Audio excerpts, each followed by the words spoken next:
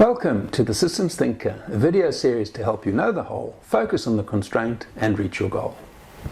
Have you ever discovered a brilliant idea that you knew would make a big difference in how you and your team go about planning and doing your work?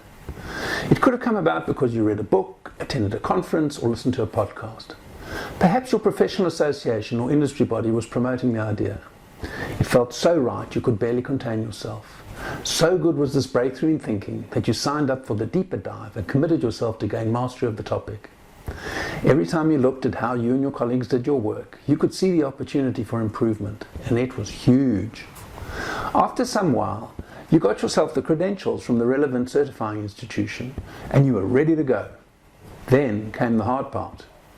You worked in a particular function within the business, and what you learned was second nature to you. The acronyms, the buzzwords, the context for the concepts. But your colleagues had different qualifications, belonged to other professional associations, and saw the world differently. Pretty soon, all of your initial enthusiasm was wearing thin. It still made sense, but you had little idea how you were going to muster the energy to break down the resistance to your new ways of working, one colleague at a time. In the end, you settled for what you got out of the new idea and felt a certain satisfaction at having mastered the concept. But you're stuck with more than a tinge of regret that it got nowhere near reaching its full potential. What if you and your peers had formed a cohort of learning before undertaking the topics in the curriculum? What if you learned together by applying the ideas to your specific business context as a group?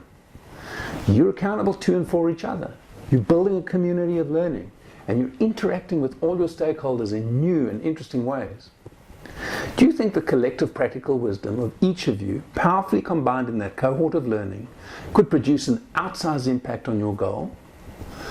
For those who value systems thinking, we've developed a cohort-based systems thinking course. To learn more and experience what I mean, click the link in the comments below.